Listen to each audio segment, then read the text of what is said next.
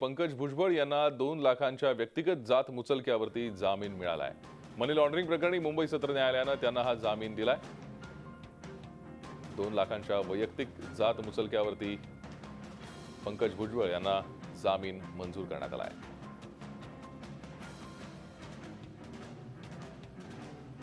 अधिक माहिती घेऊयात आमचे प्रतिनिधी अजित वांढरे सध्या आपल्या संपर्कात आहेत। अजित, काय अधिक माहिती आहे?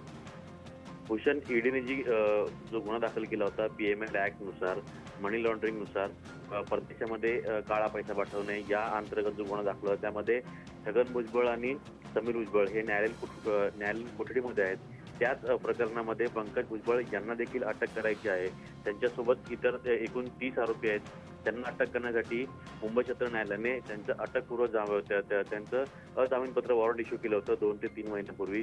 त्या जो अजामीनपत्र जो वॉरंट आहे त्या वॉरंटला त्यांनी हायकोर्टामध्ये, त्यानंतर मुंबई सत्र न्यायालयामध्ये, पुन्हा हायकोर्टात आणि त्यानंतर आज त्यांनी जे चॅलेंज केलं होतं मुंबई सत्र न्यायालयामध्ये, त्या सत्र न्यायालयाने या संपूर्ण त्यांच्या जो जामीन अर्ज होता त्याच्यावरती सुनावणी दिलेली आहे।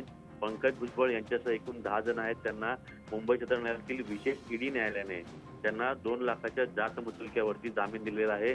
त्याचबरोबर देश सोडून न जाण्याचं आणि ज्या तपास यंत्रणा आहेत त्यांना वेळोवेळी सहकार्य करायचं या अटींवरती पंकज भुजबळ यांना मुंबई सत्र न्यायालयातील ईडी न्यायालयाने जामीन दिलाय। धन्यवाद अजित या सविस्तर माहितीसाठी। झी 24 तास रहा एक पाऊल पुढे।